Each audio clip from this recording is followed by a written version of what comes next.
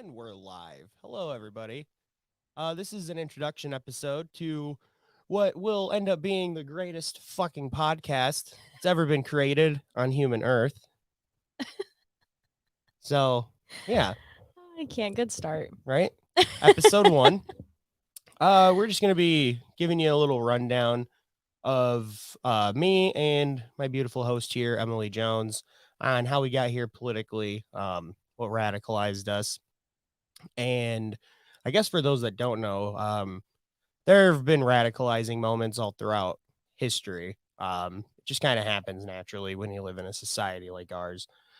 Radicalizing moment basically just means that whatever event or situation like that happens that we're in, it basically makes people look around and just question everything. Just be like, "Holy shit, this isn't working for me. It's not working for my community. It's not working for people that are poor or underprivileged." So, I guess a good example would be like 9/11 and that era, like the Iraq War and everything. That radicalized the entire country because we elected a black guy with a Muslim name right after that in America. So, yeah, COVID is another good example. It's definitely been a radicalizing period that we're in right now. So, yeah, Emily, would you like to introduce us to you and who you are and why you're here right now? Sure. Um, so I've told this story a lot, but I think like initially my whole upbringing really radicalized me. I grew up in a very financially unstable family to a single mother with 3 kids, and was on Medicaid my whole life. My mom has been uninsured my whole life, and we had periods of time where we were like on food stamps and didn't know where our next meal was coming from, and really just struggled as a whole. And so I feel like that in and of itself really radicalized me in a sense of like understanding that for some, the way that the system was working, it was working for them, and for others, it just wasn't, including my family. I had grown up in Flint, Michigan, and moved into Flushing, where I met Anthony. And Flint is obviously a much more diverse and much more impoverished community, and Flushing is like a very rich white upper middle class area. And so moving into that space, also still living in a family who was living on the poverty line, was a really interesting part of my upbringing that I definitely think radicalized me in a sense. And in 2016, Anthony and I kind of got involved in politics. In the primary, I remember like watching the primary with Hillary and Bernie debating with Anthony when we were seniors in high school. So yeah, I mean, like that was my first exposure to a election. My mom really never talked about politics before then, and never talked about who she voted for or what any of her political beliefs were. So that was really a defining moment for us. And I think because we were turning 18 at the time, we wanted to kind of be involved and really know what was going on. So that was initially kind of how I entered into the political atmosphere. And when I moved up to college at Central Michigan University, I kind of just got exposed more to like the political space, especially being on a college campus during a general election. It's a very intense time, and there are a lot of people trying to change your mind and talk about these different issues. And so, in that space, I definitely would say that like that was a more liberal side of me. I was definitely like supportive of Hillary at the time and didn't really understand kind of the like symptoms that got us to where we were. And so, yeah, I kind of, after the general election and after Trump had won, I just kind of realized that I wanted to get more involved and start doing more organizing work. And I started out being involved in an intersectional feminist organization on campus, which was a really great start to my organizing experience. And I did end up moving up into the executive board in that organization. But soon after that, I realized that like that was not a political home, and they were not doing the work that a feminist organization should be doing, because feminism is inherently political. So after I tried really hard to kind of radicalize that organization, it wasn't working as well as I had hoped. And I knew that I wanted to have a space on campus that other lefties similar to my area of thinking, where they felt like they had a home as well. I had checked out like college Dems and absolutely hated it. And so I knew that like if I didn't like it, and I knew that there wasn't another place on campus for me, that other students probably felt the same way. And so I had talked to Anthony at that time, and we started an organization called New America Project, which was an organization talking about co-liberatory socialism on campus. And to this point, I think I forgot to mention this, but Anthony kind of radicalized me the year before then, before this idea of New America Project came up in the summer of 2017. We had kind of reconnected, and over the summer, we just like debated and talked, and every single time I got out of work, we would hang out at my house and just like listen to Jimmy Dore and Kyle, and he would like show me all these people and really debate with me and like confront me on how my views were very problematic for lots of different communities and in lots of different ways. And it was a really uncomfortable experience for me, but it also really made me grow to who I am today, and I'm really thankful for that. But yeah, so we started New America Project, and as an organization, we did so many great things on campus. Not only just introducing the idea of socialism as a whole on campus, but we won outstanding new student organization. We did some work during the 2020 election.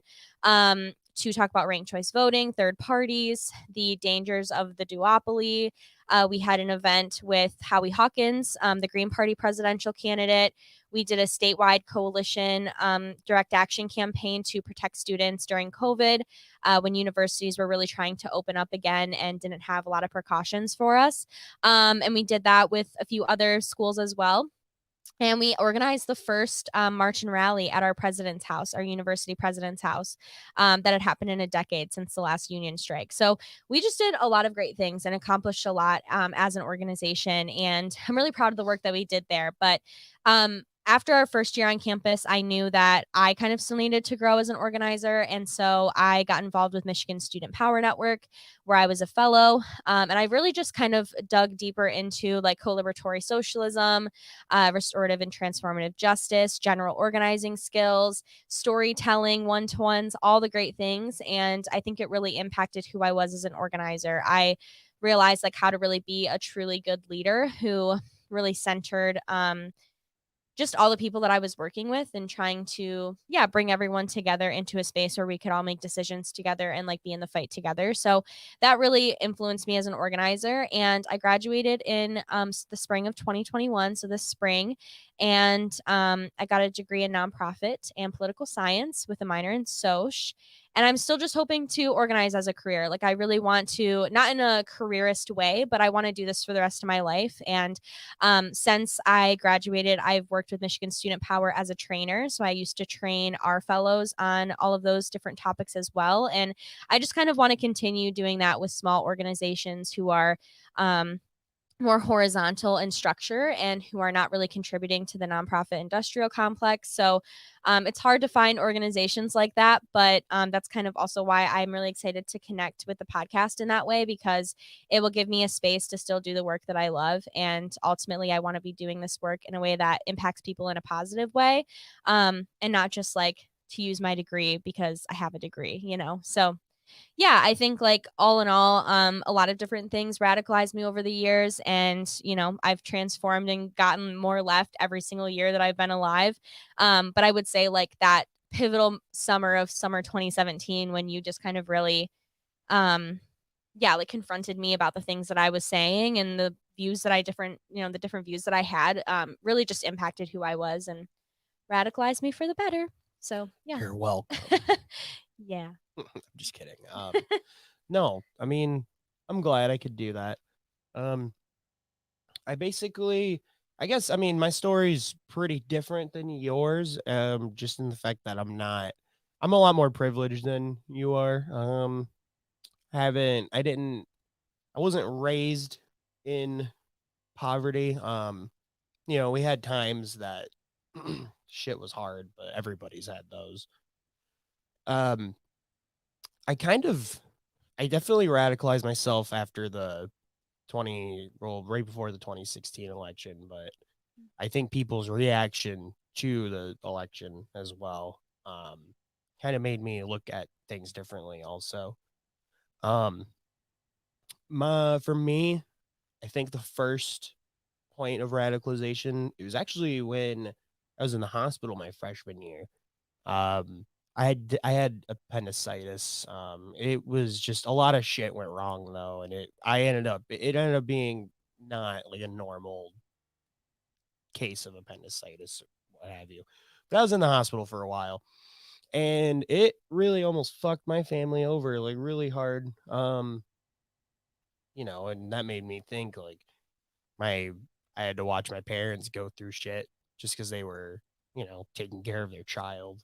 And it's messed up. And after that, I think I started paying attention a little more. That was my freshman year of high school. Um, and yeah, I would say around like junior year, senior year of high school. Well, 2015, I actually, for some reason, I had stumbled upon Bernie announcing him running for president, and I was like, "Who the hell is this guy? I've never heard of him."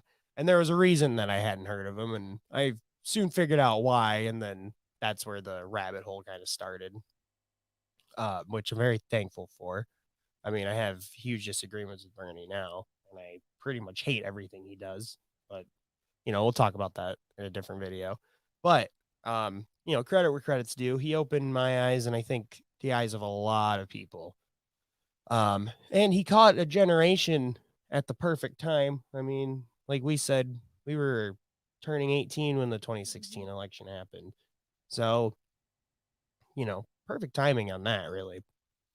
And then, obviously the reaction to him running and watching the Democratic Party just do a little Houdini right in front of your very eyes. And they completely stole it from him and fucked him over, but more importantly, fucked everybody over that believed in him at the time, which was a lot of people. Um, that radicalized me definitely. And then there's been this shit with COVID, which I think it radicalized me even more. Just seeing the government response to that, watching the kind of manipulation with everything that's been going on. Um, the wealthy and the elite class, with the help of the political class that they've completely bought off, has used COVID to, um, solidify their wealth and power in our society. And it's a very dangerous game that we're playing and that we find ourselves in right now, especially with climate change. It's another thing that's radicalized me and radicalized a lot of people is the stress and the worry of holy shit, like what's going to happen to our planet in my lifetime? Like what are we going to see? And is it safe to bring children into the world? Like that's something that me and her have thought about for a while now. And um, I have a lot of family and friends that are bringing kids into the world, and it's just something that I'm scared of. And it's not a bad thing to do that. I'm not saying that. I don't think you're wrong for doing that. I just, I am worried about the future. I think a lot of people are. And that alone is very radicalizing in and of itself. So we kind of want to be a beacon where people can come here to be because we're very invested in paying attention to politics and paying attention to what's going on the ground. She wants to be an organizer for her career, and I want to do this where me and her can educate people and build a community of doesn't have to be like-minded people. Obviously, like we welcome everyone into this because it really has to be everybody involved. It's the 99% versus the 1% in our country that have all of the power, and they just try to divide us by left, right.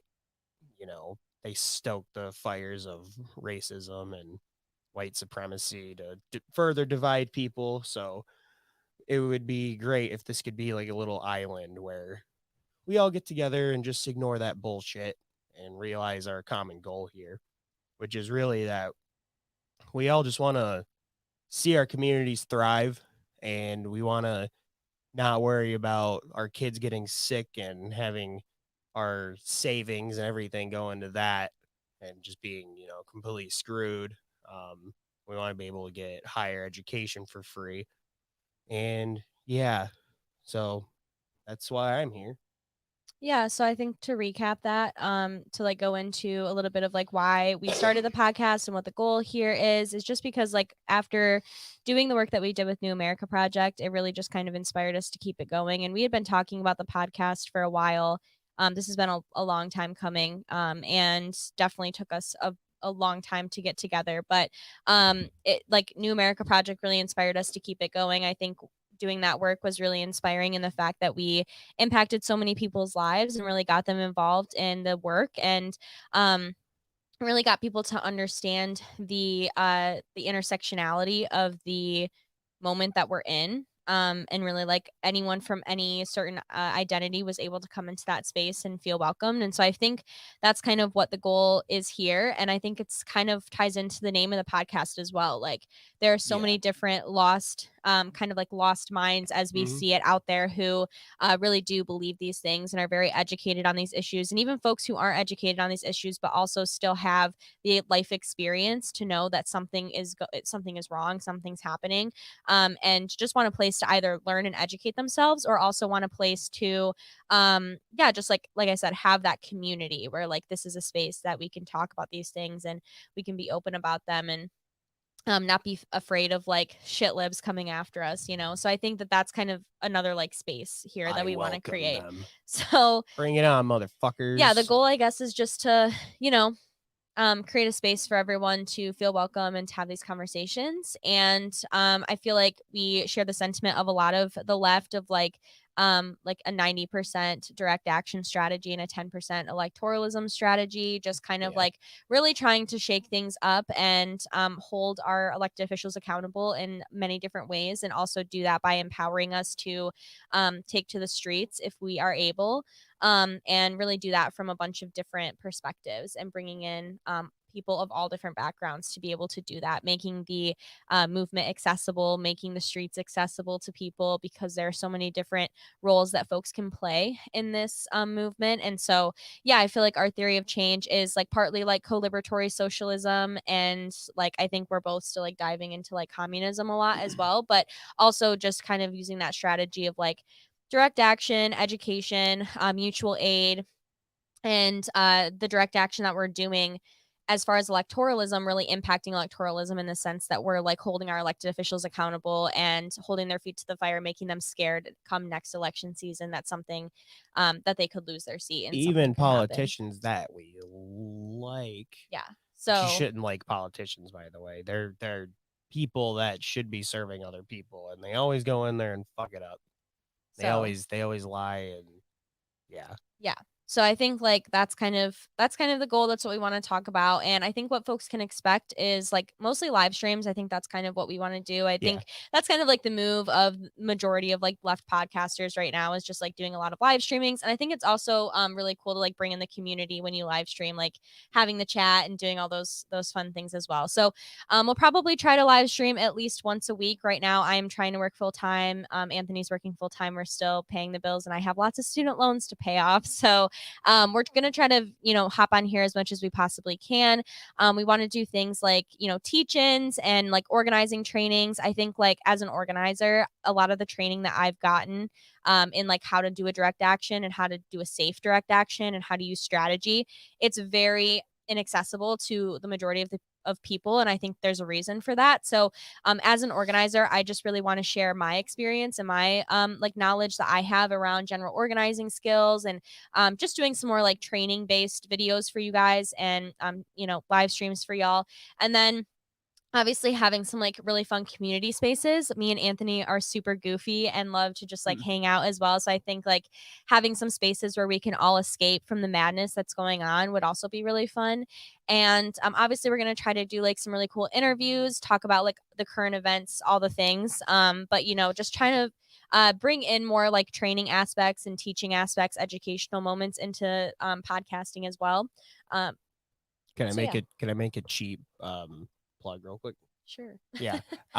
Like for other things, you can expect live streams on this channel. I'd love to do like documentary style videos, kind of like not anything crazy, but for education purposes, like pick a topic and we'll talk about it and we'll have video in the background with us going over like the history and shit like that. And we can do that for like current event stuff too. And then for me personally, I'm gonna make another channel where I do like gaming. It's gonna be mostly sports stuff though, 'cause I am really into sports. I pay attention to them every day. It'll be NFL, MLB, NBA, UFC. We'll see how easy it is, like access for me, because I'm not gonna pay like a shit ton of money if I don't have to stream all of these things. So it's just gonna take a little bit of planning and figuring out things on my end. But yeah, that'll be a lot of fun. So yeah. And just a disclaimer as well, we are very new at technology. It has taken us like 4 or 5 weeks to even get this live stream that you're watching right now up. So just bear with Yeah. us as we go through like tech difficulties and It anything. should be smoother from It here should on be out. smoother from here on out, but I just wanted to like disclaim that as well. We are obviously still very new to this and we're still Yeah. figuring out like what exactly we want to do and all of that. I think like we're open to suggestions and open to feedback as well. So let us know yeah. what y'all want to see us do. And yeah, I think that kind of covers the majority of the podcast and us. Mhm. Did you want to do some really fun, like get to know yous? I think that would be Yeah. fun. Okay, really quick. Okay, so today we were in the car having a really good time, just chatting it up. And I asked you this question, so I want you to answer it here as well. If you like had to choose, gun to your head, a donut to eat, like you can only eat one more donut for the rest of your life, what would it be? You can't have any other donut the rest of your life. What would it be? Yeah, it didn't really take me long to figure that one out. It was just kind of simple. I'm kind of a basic bitch. Like just give me what was custard, right? Yeah, Yeah. custard filled with the chocolate on top. I'm not even a donut guy or pastry guy really, but I'll smash one of them bitches. Like, Yeah, you hate I really pastries. I will. don't understand. Anthony I don't hates know. It donuts and makes I love me donuts. look. But I'm already a bigger guy, so when I eat stuff like that, it's like nails come out of my feet, and they're like, "No, you're not going anywhere, dude." Like it just weighs me down so bad. yeah, I'm I get good. it. I don't need I any. think I don't need any more struggles. I struggle between loving yeast donuts and cake donuts, but I think that I could find other desserts that taste The similar fuck to are cake yeast donuts. Like a donuts? normal donut. Like cake donuts are like they taste like cake. Gotcha. So I think I would probably choose a Weird. yeast donut just because the You cake should donuts I change the feel like I name could find. No, that I mean like because, yeah. why do they call them? I don't know, but that's what they're called, and I would probably eat one of those with like classic chocolate frosting on top, or I love jelly filled donuts. I know that that's a unpopular opinion, but I love them, so I I'd think probably have one of jelly those as filled well. donuts are great. But They really are. okay. I'm trying to. The other one was about the restaurant, right? Oh I don't yeah, think you same ever even. I don't question. even think you Same ever question, answered but with that. the restaurant. Do you want to answer first? Yeah, I said Gordon Ramsay's restaurant in Vegas, the one with the beef Oh, yeah. Wellington and all the fancy stuff, because I saw somebody on Snapchat that I know that went there. Like, you fancy motherfucker, you. That looks so good. And yeah, that'd probably be it. I think. Yeah. Oh, go ahead. No, Sorry. go ahead. No, Mine would. I think mine. Okay, so in Michigan, there's this restaurant called Clarkston Union. It's in Clarkston, oh and God, it that has place, literally man. the best mac and cheese I've ever had in my Shit. life.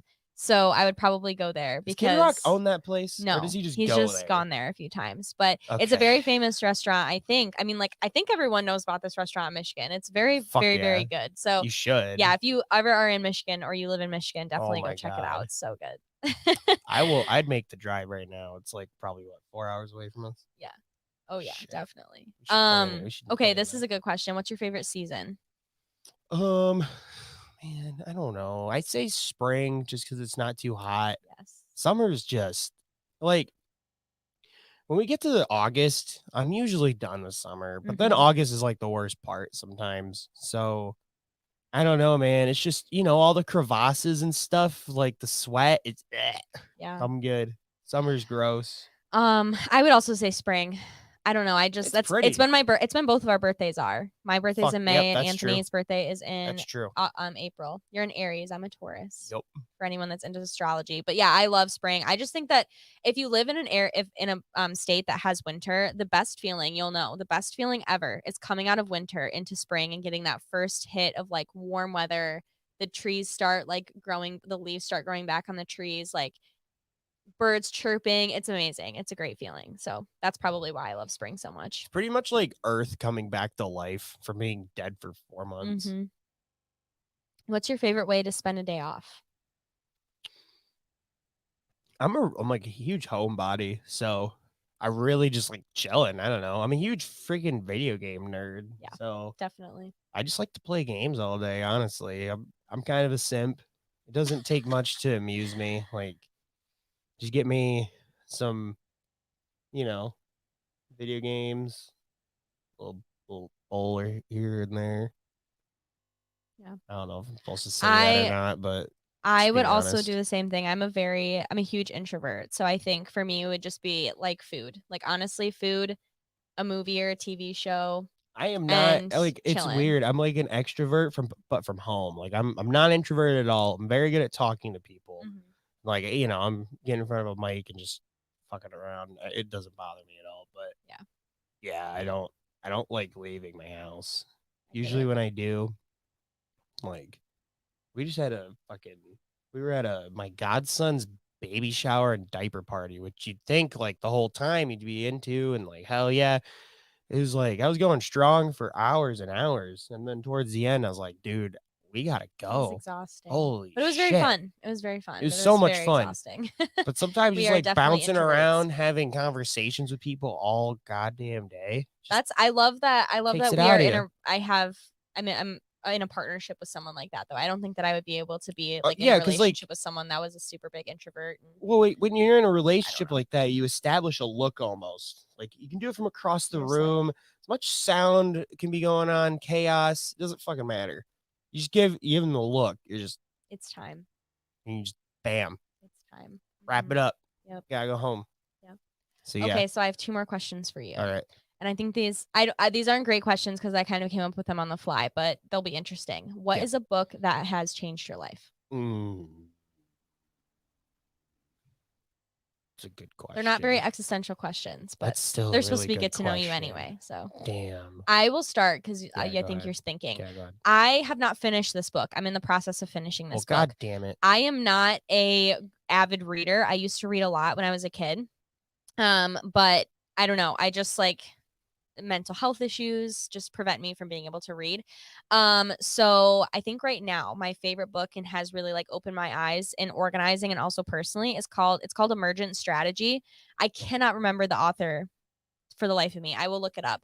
But it's basically just like about like being flexible and adaptable and I don't know. It has like a lot of like transformative justice themes I feel like in it. Like I said, I'm still working through it. I haven't gotten that far, but right now it's really changing my life and really like just making me think about everything. Let me see. Oh, okay. So here's the description. It's a radical self-help, society help, and planet help book to shape the futures that we want. It basically talks about how change is consistent and our bodies and minds are in a constant state of flux. And so it kind of teaches you how to like manage that and yeah, just kind of like deal with that a little bit more. And the author is Adrienne Marie Brown. I think that's the middle name. But Hell yeah, yeah. great book if y'all are into organizing stuff and political stuff. It just kind of opens your eyes to a lot of different things. All right. Mine's a weird answer, but bear with me. It's more of this reading this made me want to get into reading again. The Walking Dead comics are so fucking good. I knew it was going to be Lord of the Rings, Walking Dead, or Game Well, of Lord of Thrones. the I knew Rings. it. Well, I okay, because Lord of the Rings and Game of Thrones, I can't say changed my life because I read those like a few years ago. Fair. But Fair. Walking Dead comics I read in high school, like around the time the show came out. And I found the comics and I realized I'm like, whoa, these are better than the show. So I'm reading them.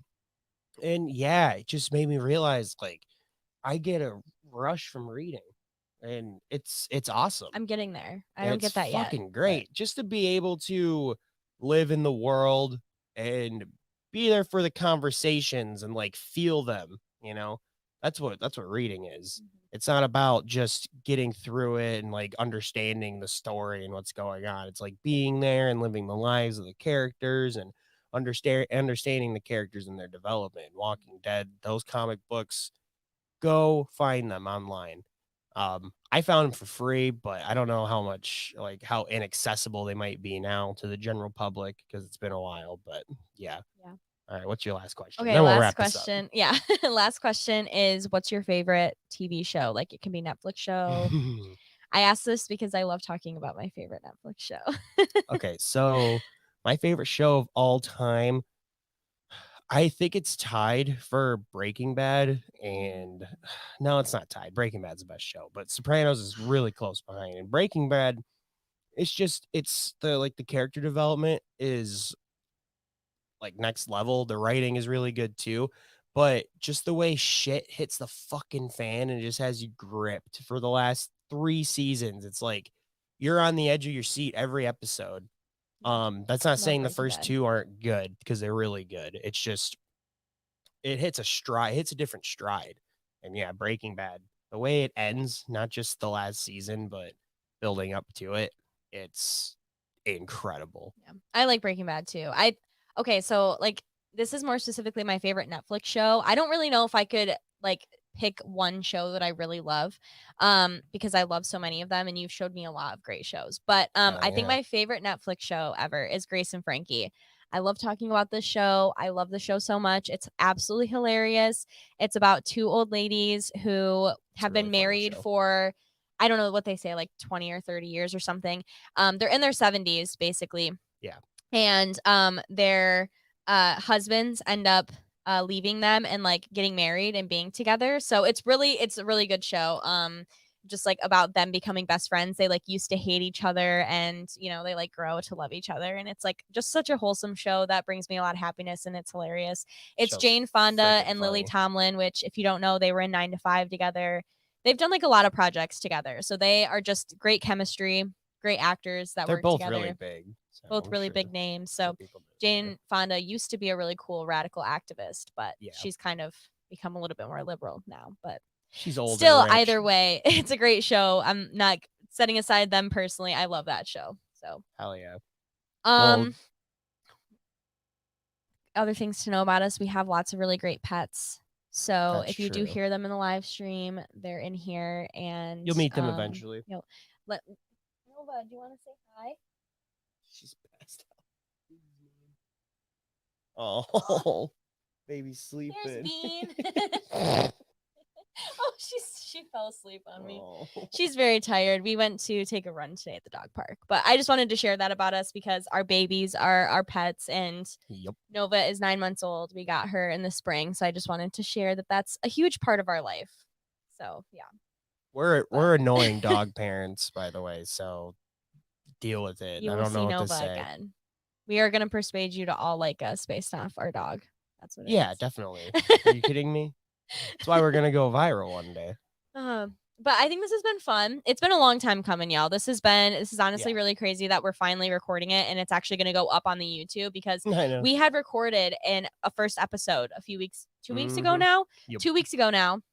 And we're using like a Rodecaster and everything, and we could not figure out the SD card for the life of us. I had called so many different tech shops. I had like gotten involved with Apple support and everything, and I couldn't figure it out. So I'm just really happy that this is happening. We're about now to have a because dual aneurysm it up was in this not bitch. fun. It was not fun. So I'm just really excited for us to be here and for us to be starting. We're really excited to kind of like start this journey with y'all and to dive in and yeah. Kick some ass. Yeah. We're gonna kick some freaking It's gonna be ass. fantastic. And we hope that you enjoy the streams. We hope that you enjoy the show. And yeah, I guess we will see you guys maybe next week. Hell yeah. Cool. You might see this ugly mug a little bit A little before bit that. more, But yeah. Because I'll be working. yeah, but- I don't work as much, so you might see me doing solo stuff here and there, but it'll mostly be like current events. Maybe I just want to talk shit. Who knows? But Thanks y'all for tuning in. It was really Yeah. great to be here. we're bouncing. Goodbye. See ya. We love you.